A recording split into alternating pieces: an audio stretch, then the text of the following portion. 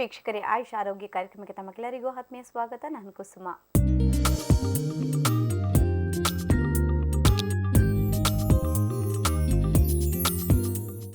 ಬಂದರೆ ಬೊಜ್ಜು ರೋಗಗಳ ಸಜ್ಜು. ಹೌದು, ಈ ಬೊಜ್ಜು ಅಂತ ಒಂದು ಸರಿ ನಮ್ಮ ಶರೀರವನ್ನು ಆಕ್ರಮಿಸಿತು ಅಂತ ಇಟ್ಕೊಳ್ಳೋಣ, ಎಲ್ಲ ರೋಗಗಳು ತಂತಾಗೆ ತಾನೇ ಒಂದರ ಹಿಂದೆ ಬರ್ತಾನೆ ಇರುತ್ತೆ.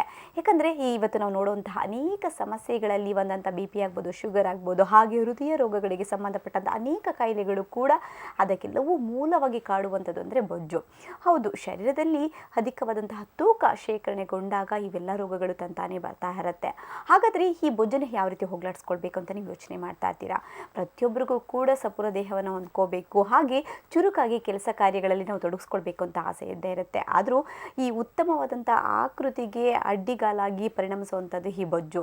ಆದರೆ ಈ ಬೊಜ್ಜನ್ನು ಹೋಗ್ಲಾಡಿಸ್ಕೊಳ್ಬೇಕಂದ್ರೆ ಪ್ರತಿಯೊಬ್ಬರು ಕೂಡ ಕೈ ಚೆಲ್ಲಿ ಕುಳಿತುಕೊಳ್ತಾರೆ. ಏನು ಮಾಡಬೇಕು? ಔಷಧದ ಸೇವನೆಯನ್ನು ಮಾಡಬೇಕಾ, ಅಥವಾ ವರ್ಕೌಟ್ ಮಾಡಬೇಕಾ, ಇಲ್ಲ ಪೂರ್ತಿ ಉಪವಾಸವನ್ನು ಮಾಡಿಕೊಂಡೇ ನಾನು ಶರೀರದ ಒಂದು ತೂಕವನ್ನು ಕರಗಿಸ್ಬೇಕಾ? ಹೀಗೆ ಅನೇಕ ಒಂದು ಆಲೋಚನೆಗಳು ಹಾಗೆ ಅನುಮಾನಗಳು ಅವರ ಮನಸ್ಸಿನಲ್ಲಿ ಮೂಡ್ತಾ ಇರುತ್ತೆ.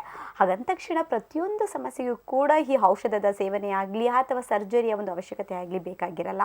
ಈ ಆಯುರ್ವೇದದಲ್ಲಿ ತಿಳಿಸುವಂತಹ ಕೆಲವೊಂದು ಸೂಕ್ತವಾದಂತಹ ಸಲಹೆಗಳನ್ನು ನಾವು ಪಾಲಿಸ್ಕೊಂಡು ಹೋದರೆ ಒಂದು ಕಡೆ ತೂಕವನ್ನು ಉಳಿಸ್ಕೊಳ್ಬಹುದು, ಕರಗಿಸ್ಬಹುದು, ಹಾಗೆ ಉತ್ತಮವಾದ ಆಕೃತಿಯನ್ನು ಹೊಂದಬಹುದು, ಜೊತೆಗೆ ಆರೋಗ್ಯವನ್ನು ನಮ್ದಾಗಿಸ್ಕೊಳ್ಬಹುದು ಅಂತ ತಿಳಿಸೋದಕ್ಕೆ ನಮ್ಮ ಹಿಂದಿನ ಕಾರ್ಯಕ್ರಮದಲ್ಲಿ ಆಯುರ್ವೇದ ಸ್ಪೆಷಲಿಸ್ಟ್ ಆದಂತಹ ಡಾಕ್ಟರ್ ಮಹೇಶ್ ಶರ್ಮಾ ನಮ್ಮ ಜೊತೆಗಿದ್ದಾರೆ. ಬನ್ನಿ ಅವನ ಕಾರ್ಯಕ್ರಮಕ್ಕೆ ವೆಲ್ಕಮ್ ಮಾಡೋಣ. ನಮಸ್ತೆ ಸರ್. ನಮಸ್ತೆ ಡಾಕ್ಟರ್, ಬೊಜ್ಜು ಅಥವಾ ಈ ಬೊಜ್ಜು ರೋಗ ಅಂತ ಕರಿಬೋದು. ರೋಗ ಅಂತ ಅಂದರೆ ಒಂದು ಲಿಮಿಟ್ನ ಮೀರಿದಾಗ ಅದನ್ನು ನಾವು ರೋಗ ಅಂತ ಕರಿಬೇಕು, ಅಥವಾ ಈ ಒಬೆಸಿಟಿಲಿ ಗ್ರೇಡ್ 1 ಗ್ರೇಡ್ 2 ಅಂತ ನಾವೆಲ್ಲ ಏನು ಪರಿಗಣಿಸ್ತೀವೋ.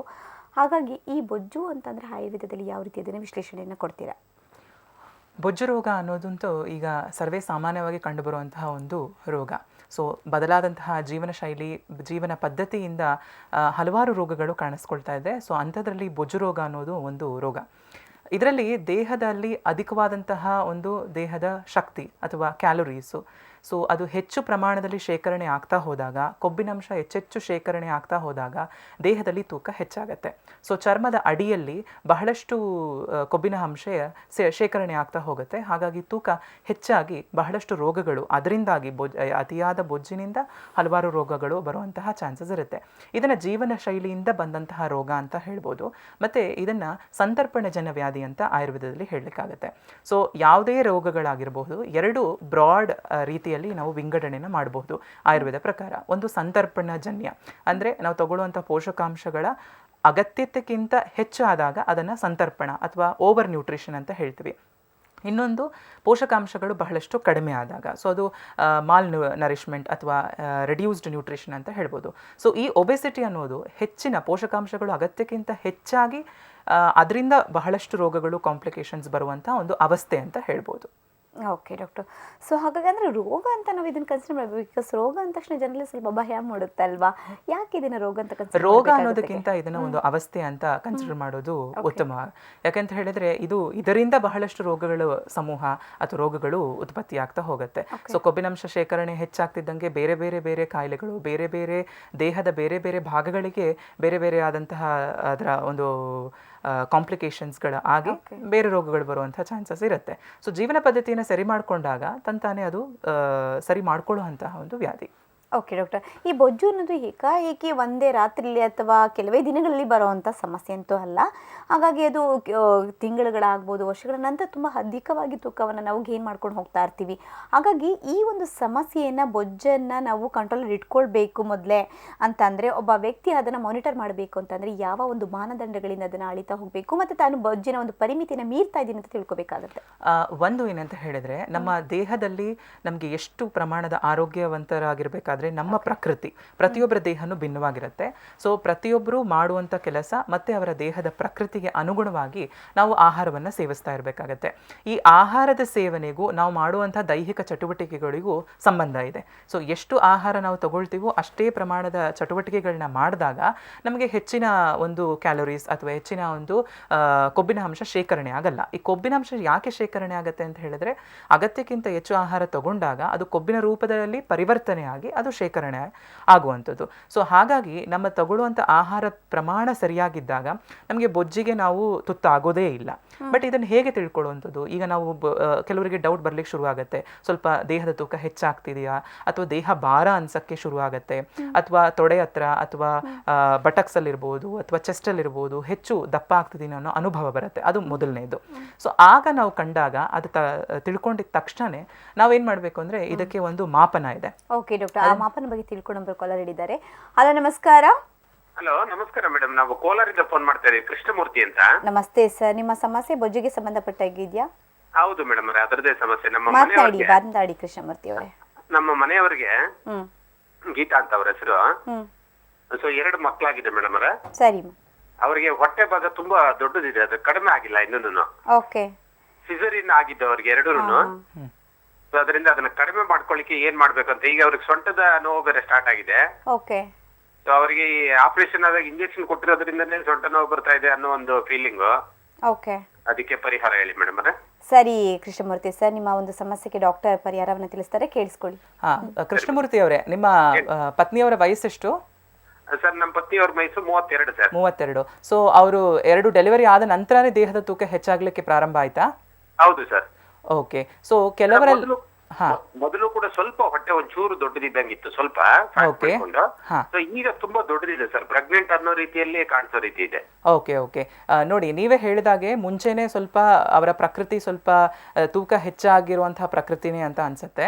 ನಂತರ ಗರ್ಭಿಣಿ ಅವಸ್ಥೆಯಲ್ಲಿ ಮತ್ತೆ ಪ್ರಸೂತ ಅವಸ್ಥೆಯಲ್ಲಿ ಅಂದ್ರೆ ಡೆಲಿವರಿ ಆದ ನಂತರ ತಕ್ಷಣ ನಾವು ಕೆಲವೊಂದು ಆಹಾರದ ಪದ್ಧತಿಗಳನ್ನು ಸರಿಯಾಗಿ ನಾವು ಅಳವಡಿಸ್ಕೊಳ್ಳದೆ ಇದ್ದಾಗ, ಮತ್ತೆ ನಾವು ಆಹಾರವನ್ನು ತಗೊಳ್ಳುವಂಥ ಕ್ರಮ ಇರಬಹುದು, ಅದನ್ನು ಸರಿಯಾಗಿ ನಾವು ಪಾಲನೆ ಮಾಡದೇ ಇದ್ದಾಗ ಇಮಿಡಿಯೇಟ್ಲಿ ಡೆಲಿವರಿ ಆದಮೇಲೆ ಬೊಜ್ಜಿನ ಅಂಶ ಹೆಚ್ಚಿನ ಸ್ತ್ರೀಯರಲ್ಲಿ ಕಾಣಿಸ್ಕೊಳ್ಳುತ್ತೆ, ಯೂಶಲಿ ಮೊದಲನೇದು ಅಥವಾ 2ನೇ ಡೆಲಿವರಿ ಆದ ನಂತರ. ಸೊ ಹಾಗಾಗಿ ಒಂದು, ನೀವು ಜೀವನದ ಪದ್ಧತಿಯನ್ನು ಬದಲಾವಣೆ ಮಾಡ್ಕೋಬೇಕು. ಆಹಾರದಲ್ಲಿ ಹೆಚ್ಚು ಕ್ಯಾಲರಿ ಇರುವಂತಹ ಆಹಾರವನ್ನು ಸೇವನೆ ಮಾಡಬಾರ್ದು. ಮತ್ತು ಹೊಟ್ಟೆಯಲ್ಲೇ ಹೆಚ್ಚು ಬೊಜ್ಜಿನ ಅಂಶ ಶೇಖರಣೆ ಆಗಿರೋದ್ರಿಂದ ಕೆಲವೊಂದು ಯೋಗಾಸನ ಮತ್ತು ಪ್ರಾಣಾಯಾಮಗಳು ಅಲ್ಲಿ ಹೊಟ್ಟೆಯ ಭಾಗದಲ್ಲಿ ಏನು ಬೊಜ್ಜಿದೆಯೋ ಅದರ ಒತ್ತಡವನ್ನು ಕಡಿಮೆ ಮಾಡುವಂಥ ಕೆಲವೊಂದು ಆಸನಗಳಿದ್ದಾವೆ. ಸೊ ಇದು ಸೂರ್ಯ ನಮಸ್ಕಾರ ಆಗಿರಬಹುದು, ಅಥವಾ ಪಶ್ಚಿಮೋತ್ತಾಸನ ಆಗಿರಬಹುದು, ಅಥವಾ ಹಸ್ತ ಪಾದಾಸನ ಆಗಿರಬಹುದು. ಈ ಥರ ಆಸನಗಳನ್ನ ನೀವು ಪಾಲಿಸ್ಕೊಳ್ಬೇಕಾಗತ್ತೆ. ಮತ್ತು ಕೆಲವೊಂದು, ಈಗ ಹೆಚ್ಚು ಕೊಬ್ಬಿನ ಅಂಶ, ಹಾಲು ಮತ್ತು ಹಾಲಿನ ಉತ್ಪನ್ನಗಳನ್ನು ಹೆಚ್ಚು ಸೇವಿಸಬಾರ್ದು. ಸಿಹಿ ಅಂಶ ಜಾಸ್ತಿ ಇರುವಂಥ ಪದಾರ್ಥಗಳನ್ನು ಸೇವಿಸಬಾರ್ದು. ಮತ್ತು ಪ್ರತಿ ದಿವಸ ಸ್ವಲ್ಪ ವಾಕಿಂಗ್ ಮಾಡಬೇಕಾಗತ್ತೆ. ಸೊ ಮತ್ತು ಇತ್ತು ಅಂತ ಹೇಳಿದ್ರೆ ನೀವು ಡಾಕ್ಟರನ್ನು ಕಾಣಬೇಕಾಗತ್ತೆ. ಕರೆ ಮಾಡಿದ್ದಕ್ಕೆ ಧನ್ಯವಾದಗಳು ಕೃಷ್ಣಮೂರ್ತಿ ಅವರೇ. ಮತ್ತೊಬ್ಬರು ಕಾಲರ್ ಹಿಡಿದ್ದಾರೆ. ಹಲೋ ನಮಸ್ಕಾರ. ನಮಸ್ಕಾರ ಮೇಡಮ್. ನಮಸ್ಕಾರ ಮೇಡಮ್, ಯಾರು ಮಾತನಾಡ್ತಾ ಇರೋದು? ಉಮಾ ಅಂತ. ಉಮಾ, ಎಲ್ಲಿಂದ ಕರೆ ಮಾಡ್ತಾ ಇದ್ದೀರಾ? ಬೆಂಗಳೂರಿಂದ ಮೇಡಮ್. ಓಕೆ, ನಿಮ್ಮ ಸಮಸ್ಯೆ ಏನಿದೆ ಮಾತನಾಡಿ ಉಮಾ. ಸರ್ ಹೇಳಿ ಉಮಾ. ನಮ್ದು ಫಸ್ಟ್ ಡೆಲಿವರಿ ಬಂದು ಸಿಜೇರಿಯನ್ ಆಯ್ತು ಸರ್. ನೆಕ್ಸ್ಟ್ ಮತ್ತೆ ಗರ್ಭಕೋಶ ಆಪರೇಷನ್ ಆಯ್ತು. ಓಕೆ. ಅವಾಗಿಂದ ಒಂದ್ ಸ್ವಲ್ಪ ತುಂಬಾನೇ ವೆಯ್ಟ್ ಗೇನ್ ಆಗ್ಬಿಟ್ಟಿದೆ. ಓಕೆ. ಅದಕ್ಕೋಸ್ಕರ ಕೇಳ್ಬೇಕಾಗಿತ್ತು. ಹೊಟ್ಟೆ ಭಾಗನೇ ಜಾಸ್ತಿ. ಗರ್ಭಕೋಶ ಆಪರೇಷನ್ ಅಂತ ಅಂದ್ರೆ ಏನಾಗಿದೆ? ಯಾವ ಆಪರೇಷನ್ ಆಗಿದೆ? ಗರ್ಭಕೋಶ ತೆಗೆದಿದ್ದಾರೆ?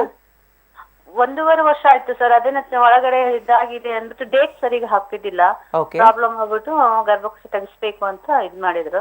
ಅವಾಗಿಂದ ದಪ್ಪ ಆಗಿದ್ದೀನಿ. Okay okay. ನೋಡಿ, ಗರ್ಭಕೋಶದ ತೊಂದರೆ ಇದ್ದ ಪಕ್ಷದಲ್ಲಿ ಗರ್ಭಕೋಶವನ್ನು ತೆಗೆದಿರ್ತಾರೆ. ಸೊ ಆ ತೆಗೆದ ಒಂದು ಇನ್ಸ್ಟೆನ್ಸ್ ಇಂದ ತೆಗೆದಿರೋದ್ರಿಂದ ಹಲವಾರು ಹಾರ್ಮೋನ್ಗಳ ಬದಲಾವಣೆಗಳು ದೇಹದಲ್ಲಿ ಆಗಿರುತ್ತೆ. ಯಾಕಂತ ಹೇಳಿದ್ರೆ ಈಗ ಮುಟ್ಟಾಗುವಂಥದ್ದು ಪ್ರತಿ ಸ್ತ್ರೀಯರಲ್ಲೂ ಒಂದು ಪ್ರಕ್ರಿಯೆ. ಸೊ ನಾವು ಗರ್ಭಕೋಶವನ್ನೇ ತೆಗೆದಾಗ ಮುಟ್ಟಿನ ಒಂದು ಪ್ರಕ್ರಿಯೆ ಆಗಲ್ಲ ಅಲ್ಲಿ. ಸೊ ಹಾಗಾಗಿ ಪ್ರತಿಯೊಬ್ಬರ ದೇಹದಲ್ಲೂ ಏನೇನು ಹಾರ್ಮೋನ್ಗಳು ಪ್ರತಿನಿತ್ಯ ಬದಲಾವಣೆಗಳಾಗಬೇಕು ಅದರಲ್ಲಿ ಸ್ವಲ್ಪ ವಿಪರೀತಗಳನ್ನು ನಾವು ಕಂಡುಕೊಳ್ಳೋದ್ರಿಂದ ಹೆಚ್ಚಿನ ಸ್ತ್ರೀಯರಲ್ಲಿ ಗರ್ಭಕೋಶ ತೆಗೆದ ನಂತರ ಒಬೆಸಿಟಿ ಅಥವಾ ಬೊಜ್ಜಿನ ಶೇಖರಣೆ ಹೆಚ್ಚಾಗತ್ತೆ. ಸೊ ಹಾಗಾಗಿ ನೀವು ಆಹಾರದಲ್ಲಿ ಮತ್ತು ನಿಮ್ಮ ಚಟುವಟಿಕೆಗಳಲ್ಲಿ ನೀವು ಸಾಧ್ಯದಷ್ಟು ನೀವು ನಿರ್ಬಂಧಗಳನ್ನು ಅಥವಾ ಪಾಲನೆಗಳನ್ನು ನೀವು ಮಾಡಬೇಕಾಗತ್ತೆ. ಸೊ ಹೆಚ್ಚು ಆಹಾರದಲ್ಲಿ ಕೊಬ್ಬಿನ ಅಂಶಗಳನ್ನು ನೀವು ಸೇವಿಸಬಾರದು, ಮತ್ತು ವಾಕಿಂಗು ಜಾಗಿಂಗ್ ಅಂಥದ್ದನ್ನು ನೀವು ಮಾಡ್ತಾ ಇರಬೇಕಾಗತ್ತೆ. ಮತ್ತು ಆಹಾರದಲ್ಲಿ ಸಮ ಪ್ರಮಾಣವನ್ನು ನೀವು ಸೇವನೆ ಮಾಡಬೇಕಾಗತ್ತೆ. ಸೊ ರಾತ್ರಿ ಹೆಚ್ಚು ಆಹಾರವನ್ನು ಸೇವನೆ ಮಾಡಬಾರ್ದು. ಮತ್ತು ಕೆಲವೊಂದು ಯೋಗಾಸನ ಮತ್ತು ಪ್ರಾಣಾಯಾಮಗಳು ಏನಿದೆಯೋ ಅದನ್ನು ನೀವು ಮಾಡೋಕ್ಕೆ ಪ್ರಾರಂಭ ಮಾಡಬೇಕಾಗತ್ತೆ. ಕರೆ ಮಾಡಿಕ್ಕೆ ಧನ್ಯವಾದಗಳು. ಮತ್ತೊಬ್ಬರು ಕಾಲರ್ ಹಿಡಿದ್ದಾರೆ. ಹಲೋ ನಮಸ್ಕಾರ. ನಮಸ್ಕಾರ ಮೇಡಮ್, ಯಾರು ಮಾತನಾಡ್ತಾ ಇರೋದು? ನಾವು ರಮ್ಯಾ ಅಂತ. ಆ, ರಮ್ಯಾ, ಸ್ವಲ್ಪ ಜೋರಾಗಿ ಮಾತನಾಡಿ. ನಾವು ರಮ್ಯಾ ಅಂತ ತುಮಕೂರಿಂದ ಕಾಲ್ ಮಾಡಿರೋದು. ಮಾತನಾಡಿ ರಮ್ಯಾ, ಬೊಜ್ಜಿನ ಸಮಸ್ಯೆಗೆ ಸಂಬಂಧಪಟ್ಟ ಹಾಗೆ. ನಮಸ್ತೆ ಮೇಡಮ್. ಮಾತನಾಡಿ. ನಾವು 65 kg ಇದೀವಿ, ಅದಕ್ಕೆ ನಾವು ಸೊಲ್ಯೂಷನ್ ಕೇಳಬೇಕು ಅಂತ ಹೇಳಿ ಮಾಡಿದೀವಿ ಮೇಡಮ್. ಎತ್ತರ ಎಷ್ಟಿದೆ? ಏನ್ ಮೇಡಮ್? ಹೈಟ್ ಎಷ್ಟಿದ್ದೀರಾ? ಹೈಟ್ ಕುಳ್ಳನೇ ಇದೀವಿ ಮೇಡಮ್, ಗೊತ್ತಿಲ್ಲ. ಕುಳ್ಳ ಅಂದ್ರೆ ಒಂದು 5 feet, ಗೊತ್ತಾಗ್ತಾ ಇಲ್ವಾ? ನಿಮ್ಮ ಏಜ್ ಎಷ್ಟಿದೆಮ್ಮ? ಏಜ್ ಎಷ್ಟಿದೆ? 24 ಮೇಡಮ್. Age 24 years. 24 ಇಯರ್ಸಾ? ಓಕೆ. ನಿಮ್ಮ ವೆಯ್ಟ್ ಎಷ್ಟಿದೆ? 65. 65. ಹೈಟ್ ಗೊತ್ತಿಲ್ವಾ ನಿಮ್ಮದು? ಇಲ್ಲ. Okay okay. ಸೊ ದೇಹದಲ್ಲಿ ತುಂಬ ಭಾರ ಆಗುವಂಥ ಅನುಭವ ಏನಾದರೂ ಇದೆಯಾ? ಆತರ ಏನಿಲ್ಲ, ನಮಗ್ ನಾವ್ ಅನ್ಕೋತಾ ಇದೀವಿ ದಪ್ಪ ಇದೀವಿ ಅಂತ. ನಮ್ಮ ಮನೆಯವರು ನಮ್ಮನ್ನ ಆತರ ಹೇಳ್ತಾ ಇದಾರೆ, ಪ್ರತಿ ಒಂದು ಮಾತಕ್ಕೂ ಆತರ ಇದ್ ಮಾಡ್ತಾ ಇದಾರೆ. Okay okay. ನೋಡಿ, ನೀವು ಒಂದು ಬಾಡಿ ಮಾಸ್ ಇಂಡೆಕ್ಸ್ ಅಂತ ಇರುತ್ತೆ. ಸೊ ಅದ್ರ ಮುಖಾಂತರವಾಗಿ ನೀವು ಕ್ಯಾಲ್ಕುಲೇಟ್ ಮಾಡ್ಕೋಬೋದು ನೀವು ನಾರ್ಮಲ್ ಆಗಿದ್ದೀರಾ ಇಲ್ವಾ ಅಂತ ಹೇಳ್ಕೊಂಡ್ಬಿಟ್ಟು. ಸೊ ನಿಮ್ಮ ಹೈಟು ಮತ್ತು ನಿಮ್ಮ ವೆಯ್ಟು ಎರಡನ್ನೂ ನೀವು ಫಸ್ಟು ತಿಳ್ಕೊಂಡು, ಅದು ಒಂದು ಕ್ಯಾಲ್ಕುಲೇಷನ್ ಇದೆ BMI ಅಂತ ಹೇಳಿಬಿಟ್ಟು, ಬಾಡಿ ಮಾಸ್ ಇಂಡೆಕ್ಸ್ ಅಂತ. ಅದರ ಪ್ರಕಾರ ನೀವು ಕ್ಯಾಲ್ಕುಲೇಟ್ ಮಾಡಿದಾಗ ನಿಮ್ಮದು ಇಷ್ಟು ಅಂತ ಒಂದು ಸಂಖ್ಯೆ ತೋರಿಸುತ್ತೆ. ಆ ಸಂಖ್ಯೆ ಹೆಚ್ಚಿನಲ್ಲಿ ಸ್ತ್ರೀಯರಲ್ಲಿ 30 ಒಳಗಡೆ ಇದ್ದರೆ ನೀವು ನಾರ್ಮಲ್ ಆಗಿದ್ದೀರಿ ಅಂತ, ನೀವೇನು ತಲೆ ಕೆಡಿಸ್ಕೊಳ್ಳೋ ಅಗತ್ಯ ಇರಲ್ಲ. ಅದು 30ಕ್ಕಿಂತ ಹೆಚ್ಚಿದ್ರೆ ಸ್ತ್ರೀಯರಲ್ಲಿ, ಸೊ ನೀವು ಒಬೆಸಿಟಿಗೆ ಪ್ರಾರಂಭ ಆಗಿದೆ ಅಥವಾ ಹೆಚ್ಚಿನ ಅಂಶ ಇದೆ, ಕೊಬ್ಬಿನಂಶ ಇದೆ ಅಂತ ನೀವು ತಿಳ್ಕೊಳ್ಬೋದು. ಅದಲ್ಲದೆ ನಿಮಗೆ ಯಾವುದಾದ್ರೂ ಲಕ್ಷಣಗಳು, ಈಗ ಸುಸ್ತಾಗುವಂಥದ್ದು, ಮೈ ಭಾರ ಅಂತ ಅನಿಸೋವಂಥದ್ದು, ನಿಮ್ಮ ಚಟುವಟಿಕೆಗಳನ್ನ ಹೆಚ್ಚು ಮಾಡೋಕ್ಕೆ ಸಾಧ್ಯ ಇಲ್ಲ ಅನಿಸೋದು ಅಂಥದ್ದೇನಾದರೂ ಇದ್ದಾಗ, ಸೊ ನೀವು ಒಬೇಸ್ ಇದ್ದೀರಿ ಅಥವಾ ಒಬೆಸಿಟಿಗೆ ಟ್ರೀಟ್ಮೆಂಟ್ ಬೇಕಾಗತ್ತೆ ಅಂತ ನೀವು ತಿಳ್ಕೊಬೋದಮ್ಮ. ಕರೆ ಮಾಡೋದಕ್ಕೆ ಧನ್ಯವಾದಗಳು ರಮ್ಯಾ ಅವರೇ. ಹಾಂ ಸರ್, ಮತ್ತೊಬ್ಬರು ಕಾಲ್ ಹಿಡಿದ್ದಾರೆ. ಹಲೋ, ನಮಸ್ಕಾರ. ನಮಸ್ಕಾರ. ನಮಸ್ಕಾರ ಮೇಡಮ್, ಯಾರು ಮಾತನಾಡ್ತಾ ಇರೋದು? ನಾನ್ ರೇಷ್ಮಾ ಅಂತ, ಇಲ್ಲಿ ಬೆಂಗಳೂರು ಬಸವೇಶ್ವರ ನಗರದಿಂದ. ಹಾಂ, ಮಾತನಾಡಿ ರೇಷ್ಮಾ. ಇದು ನನ್ ಮಗಳು 22 ವರ್ಷ. ಸರಿ, ಮಾತನಾಡಿ. ಟಿವಿ ಮ್ಯೂಟ್ ಮಾಡ್ಕೊಂಡು ಮಾತನಾಡಿ ರೇಷ್ಮಾ. ಅದೇ ನನ್ ಮಗಳಿಗೆ 22 ವರ್ಷ ಆಯ್ತು. ಸರಿ. 5.7 ಇದ್ದಾಳೆ ಉದ್ದ, ಹೈಟ್ ಅವಳು 5.7. ಹೈಟ್ ಇದ್ದಾಳೆ. 85 kg ಇದ್ದಾಳೆ ತೂಕ. ಓಕೆ. ಏನ್ ಮಾಡ್ಬೇಕು ಅದಕ್ಕೆ ಅಂತ? ಸಣ್ಣಾಗಕ್ಕೆ ಏನ್ ಮಾಡ್ಬೇಕು? ಹೊಟ್ಟೆನೇ ದಪ್ಪ ಇದೆ ಅವಳದು. ಸರಿ ಸರಿ, ಓಕೆ ರೇಷ್ಮಾ ಅವರೇ, ನಿಮ್ಮ ಸಮಸ್ಯೆಗೆ ನಮ್ಮ ಡಾಕ್ಟರ್ ಉತ್ತರ ಕೊಡ್ತಾರೆ, ಕೇಳಿಸ್ಕೊಳ್ಳಿ. ಓಕೆ. ಅವರ ಏಜ್ ಎಷ್ಟಮ್ಮ? 22 years. 22. ಅವ್ರ ಹೆಸರು ಹಸೀನಾ ಅಂತ. 22 ಸರಿ years. ಸರಿ. ಸೊ 85 kg ತೂಕ ಅಂತ ಹೇಳಿದ್ರೆ ಅವರು ಒಬೆಸಿಟಿ ಇದ್ದಾರೆ ಅಂತಾನೆ ಅರ್ಥ. ಸೊ ಹಾಗಾಗಿ ಅವರು ತಗೊಳ್ಳುವಂಥ ಆಹಾರದಲ್ಲಿ ಕಟ್ಟುನಿಟ್ಟನ್ನು ಮಾಡಬೇಕಾಗತ್ತೆ.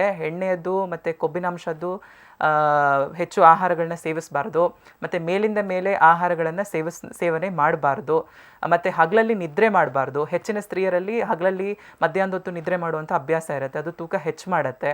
ಮತ್ತು ರಾತ್ರಿ ಹೊತ್ತು ಹೆಚ್ಚು ಕರಿದ ಪದಾರ್ಥಗಳನ್ನು ಹೆಚ್ಚು ಸೇವನೆ ಮಾಡಬಾರ್ದು. ಮತ್ತು ಬೆಳಗ್ಗೆಯಿಂದ ಬೆಳಗ್ಗೆ ಎದ್ದು ಸ್ವಲ್ಪ ಎಕ್ಸಸೈಸ್ ಮಾಡಲಿಕ್ಕೆ ಪ್ರಾರಂಭ ಮಾಡಬೇಕು, ವ್ಯಾಯಾಮ ಮಾಡಲಿಕ್ಕೆ ಪ್ರಾರಂಭ ಮಾಡಬೇಕು. ಸೊ ಒಳ್ಳೆ ನಿಯಮಿತ ಆಹಾರ ಮತ್ತು ವ್ಯಾಯಾಮ ಎರಡನ್ನು ನೀವು ಸರಿಯಾಗಿ ಪಾಲನೆ ಮಾಡಿದಾಗ ಮಾತ್ರ ಒಬೆಸಿಟಿ ಕಮ್ಮಿ ಆಗುತ್ತೆ. ಸೊ ಅದಲ್ಲದೆ ಕೆಲವೊಂದು ಪಂಚಕರ್ಮ ಚಿಕಿತ್ಸೆಗಳು ನಮ್ಮಲ್ಲಿದೆ. ಸೊ ನಿಮಗೆ ಬಹಳಷ್ಟು ತೂಕ ಹೆಚ್ಚಿದೆ, ತೊಂದರೆ ಹೆಚ್ಚಿದೆ ಅನ್ನುವಾಗ ಪಂಚಕರ್ಮ ಚಿಕಿತ್ಸೆಗಳನ್ನು ನೀವು ಮಾಡ್ಕೋಬೋದು. ಇನ್ನು ಮನೆಮದ್ದು ಒಂದು ಹೇಳ್ತೀನಿ, ಏನಂತ ಹೇಳಿದರೆ, ಬೆಳಗ್ಗೆ ಎದ್ದು 1 ಗ್ಲಾಸು ಬೆಚ್ಚಗಿರೋ ನೀರಿಗೆ, ತುಂಬ ಬಿಸಿ ಇರಬಾರ್ದು, ಬೆಚ್ಚಗಿರಬೇಕು ನೀರು, ಅದಕ್ಕೆ 2 ಚಮಚ ನಿಂಬೆಹಣ್ಣಿನ ರಸ ಹಾಕ್ಕೊಂಡು 1 ಚಮಚ ಜೇನುತುಪ್ಪನ ಬೆರೆಸಿ ಖಾಲಿ ಹೊಟ್ಟೆಯಲ್ಲಿ ಅದನ್ನು ಕುಡಿಯೋಕ್ಕೆ ಪ್ರಾರಂಭ ಮಾಡಬೇಕು. ಕುಡಿದ ನಂತರ ನೀವು ಎಕ್ಸಸೈಸು ಮತ್ತು ವ್ಯಾಯಾಮ ಎಲ್ಲ ಮಾಡಬೇಕಮ್ಮ. ಕರೆ ಮಾಡಿಕ್ಕೆ ಧನ್ಯವಾದಗಳು ರೇಷ್ಮಾ ಅವರೇ. ಮತ್ತೊಬ್ಬರು ಕಾಲರ್ ಹಿಡಿದ್ದಾರೆ. ಹಲೋ, ನಮಸ್ಕಾರ. ನಮಸ್ಕಾರ. ನಮಸ್ತೆ ಮೇಡಮ್, ಯಾರು ಮಾತನಾಡ್ತಾ ಇರೋದು? ರಾಜೇಶ್ವರಿ ಅಂತ. ರಾಜೇಶ್ವರಿ, ನಾವಿವತ್ತು ಮಾತನಾಡ್ತಾ ಇರೋದು ಒಬೆಸಿಟಿ, ಬೊಜ್ಜು ಇದೆಯಲ್ಲ, ಸೊ ಅದ್ರ ಬಗ್ಗೆ ಮಾತನಾಡ್ತಾ ಇದ್ದೀವಿ. ಅದಕ್ಕೆ ಏನಾದರೂ ಕ್ವಶನ್ಸ್ ಇದ್ರೆ ನೀವು ಡಾಕ್ಟರ್ನ ಕೇಳಬಹುದು. ಮೇಡಮ್, ನಮ್ದು ವೆಯ್ಟ್ ತುಂಬಾ ಜಾಸ್ತಿ ಇದೆ. ಓಕೆ. ಟಿವಿ ಮ್ಯೂಟ್ ಮಾಡ್ಕೊಂಡು ಮಾತನಾಡಬೇಕು. Okay madam. ಎಷ್ಟಿದೆ ವೆಯ್ಟ್? ಎಷ್ಟಿದೆಮ್ಮ? ವೆಯ್ಟ್ 80 kg ಇದೆ ಸರ್. ಓಕೆ. ನಿಮ್ಮ ವಯಸ್ಸು ಮತ್ತು ಏಜ್, ಹೈಟ್ ಎಷ್ಟಿದ್ದೀರಿ? ಹೈಟು 5.6 ಇದೆ. ಓಕೆ. ನಿಮ್ಮ ವಯಸ್ಸು? ವಯಸ್ಸು 32 years. ಓಕೆ. ಸೊ ಬೇರೆ ಥೈರಾಯ್ಡು ಮತ್ತು ಡಯಾಬಿಟಿಸ್ ಆ ಥರದ್ದು ಏನಾದರೂ ತೊಂದರೆ ಇದೆಯಾ ಇದಕ್ಕೆ? ಅದ್ರ ಜೊತೆಗೆ ಇಲ್ಲ ಸರ್. ಏನೂ ಇಲ್ಲ. ಸುಸ್ತಾಗುವಂಥದ್ದು ಆ ಥರದ್ದು ಏನಾದರೂ ಇದೆಯಾ? ಇದು ಪೀರಿಯಡ್ಸ್ ಕರೆಕ್ಟಾಗಿ ಆಗಲ್ಲ ನಾವು. Okay okay. ಸೊ ಬೊಜ್ಜು ಬಂದ ನಂತರ ಶುರು ಆಗಿದ್ದ ಇದು ಪೀರಿಯಡ್ಸ್ ಸರಿಯಾಗಿ ಆಗದೆ ಇರೋದು? ಹೌದು ಸರ್. ಓಕೆ, ನೋಡಿ, ಒಂದು ಬೊಜ್ಜಿನ ಅಂಶ ಹೆಚ್ಚಾದಾಗ ದೇಹದಲ್ಲಿ ಅದು ಬೇರೆ ಬೇರೆ ತೊಂದರೆಗಳಿಗೆ ಅದು ಎಡೆ ಮಾಡಿಕೊಡುತ್ತೆ. ಸೊ ಸ್ತ್ರೀಯರಲ್ಲಿ ಹೆಚ್ಚಿನಾಗಿ ಅದು PCOD ಆಗಿರ್ಬೋದು ಅಥವಾ ಮುಟ್ಟಿನ ತೊಂದರೆ ಸರಿಯಾಗಿ ಆಗದೇ ಇರುವಂಥ ಒಂದು ಸ್ಥಿತಿಯನ್ನು ತಂದೊಡ್ಡತ್ತೆ. ಯಾಕೆ ಅಂತ ಹೇಳಿದರೆ ಕೊಬ್ಬಿನಂಶ ಹೆಚ್ಚಾಗಿದ್ದು ಕೂಡಲೇ ಅದು ದೇಹದ ಎಲ್ಲ ಸ್ರೋತಸ್ಗಳನ್ನು ಅಥವಾ ಎಲ್ಲ ಚಾನೆಲ್ಸ್ಗಳನ್ನು ಬ್ಲಾಕ್ ಮಾಡಿ ಅದರಲ್ಲಿ ಆಗುವಂಥ ಬದಲಾವಣೆಗಳನ್ನು, ಕಂಟಿನ್ಯೂಸ್ ಆಗುವಂಥ ಚೇಂಜಸನ್ನು ಅದು ಬ್ಲಾಕ್ ಮಾಡಿಬಿಡುತ್ತೆ. ಹಾಗಾಗಿ ಸರಿಯಾಗಿ ಆಗಲ್ಲ. ಸೊ ಹಾಗಾಗಿ ನೀವು ಬೊಜ್ಜಿನ ಅಂಶವನ್ನು ಕಡಿಮೆ ಮಾಡ್ಕೊಳ್ಬೇಕು. ಸೊ ಅದಕ್ಕೆ ತಕ್ಕ ಚಿಕಿತ್ಸೆಯನ್ನು ನೀವು ಮಾಡ್ಕೊಳ್ಬೇಕಾಗತ್ತೆ. ಒಂದು, ನೀವು ಇಮಿಡಿಯೇಟಾಗಿ ನಿಮ್ಮ ಬಾಡಿ ಮಾಸ್ ಇಂಡೆಕ್ಸನ್ನು ನೀವು ಚೆಕ್ ಮಾಡ್ಕೊಳ್ಬೇಕಾಗತ್ತೆ, ಮತ್ತು ವೈದ್ಯರನ್ನು ಕಂಡು ಮತ್ತು ಅದಕ್ಕೆ ಅನುಗುಣವಾಗುವಂತಹ ಆಯುರ್ವೇದ ಚಿಕಿತ್ಸೆಗಳನ್ನು ಪ್ರಾರಂಭ ಮಾಡಬೇಕಾಗತ್ತಮ್ಮ. ಕರೆ ಮಾಡಿಗೆ ಧನ್ಯವಾದಗಳು. ವೀಕ್ಷಕರೇ, ನೀವು ಕೂಡ ನಮ್ಮ ನೇರ ಪ್ರಸಾರದ ಕಾರ್ಯಕ್ರಮದಲ್ಲಿ ಭಾಗವಹಿಸಿ ನೀವು ಡಾಕ್ಟರ್ ಹತ್ರ ಮಾತನಾಡ್ಬೋದು. ನಮ್ಮ ದೂರವಾಣಿ ಸಂಖ್ಯೆ 08040001123 ಕರೆ ಮಾಡಿ. ಹಾಗೆ ನಮ್ಮ ಫೇಸ್ಬುಕ್ ಪೇಜ್ನ ಲೈಕ್ ಮಾಡಿ, ಶೇರ್ ಮಾಡಿದ್ರೆ ₹1200 worth of AYUSH TV today ಈ ಮ್ಯಾಗ್ಝಿನ್ ನಿಮ್ದು ಹಾಕ್ಸ್ಕೊಳ್ಬಹುದು. ಆಯುಷ್ ಆರೋಗ್ಯ ಕಾರ್ಯಕ್ರಮದಲ್ಲಿ ಪುಟ್ಟದೊಂದು ಬ್ರೇಕ್ ನಂತರ ವಾಪಸ್ ಆಗ್ತೀವಿ, ಕಾಯ್ತಾ ಇರಿ.